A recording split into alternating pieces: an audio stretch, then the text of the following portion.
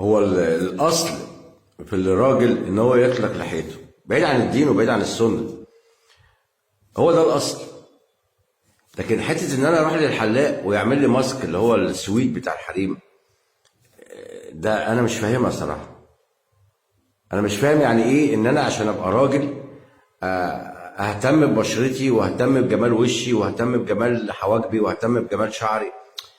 الجمال او ان انت تكون راجل مهندم، راجل بتلبس، راجل بتهتم بمظهرك مطلوب، لكن مش الحنتفه. الحنتفه دي اتعملت للحريم في اوضه النوم مع الراجل، برضه مش في الشارع. فالمفترض ان اللحيه دي موجوده في اصل في الراجل.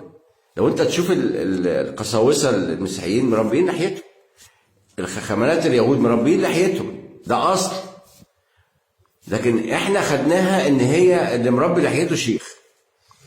هو لفظ الشيخ في اللغه العربيه بيطلق على الراجل الكبير، وابانا شيخ كبير. شيخ راجل كبير، مش شيخ معناها ان هو بيفتي، لا. عشان احنا مش فاهمين لغه، فاحنا بنقول على كل واحد مربي لحيته او مربي دقنه ده شيخ. فتيجي انت تبقى ماشي في الشارع مولع سيجاره ويجي يقول لك يا شيخ انا طلقت مراتي 3 مرات وينفع مش عارف مين يتجوزها يبقى يا ابني انا مولع سيجاره قدامك، هفتيك ازاي؟ بتستفتاني ازاي؟ بتاخد مني الفتوى ازاي؟ وبعدين انت عشان تاخد فتوى طب ما تروح لامام مسجد. ائمه المساجد كلهم خريج ازهر.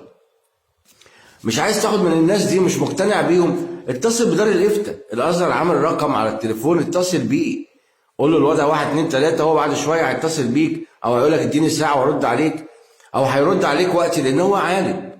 الفتوى ما تطلقش، ما تجيش الا من العلماء. لكن مش اي حد ماشي في الشارع شيخ. مش اي حد ماشي في الشارع مربي دقنه تقول له اتفضل يا شيخ.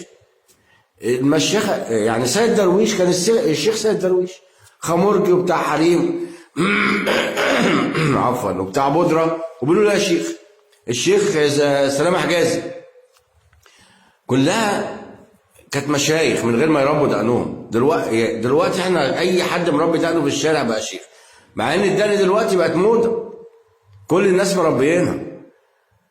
فلفظ الشيخ ده ما تطلقوش على الراجل الكبير. لكن انا شيخ كراجل كبير شيخ، لكن مش عالم ولا ارتقي لمرتبه العلماء ولا حتى نعلهم ولا ليا في الفتوى. انا لو بقول حاجات فانا بقول حاجات بنقلها عن الناس، ما بفتيهاش وما بخترعهاش.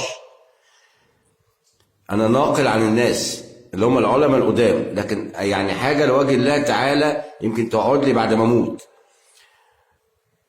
لكن ان انا شيخ وبفتي، لا، انا لا شيخ ولا بفتي ولا ليا في الفتوى ولا اعرف افتي اساسا. فخلي عندكم عقل وانتوا بتميزوا ما بين الناس بعقلكم. ربنا ميزكم عن بقيه الناس بالعقل، فخلي عندكم عقل في التعامل مع الناس. يتوب علينا ربنا.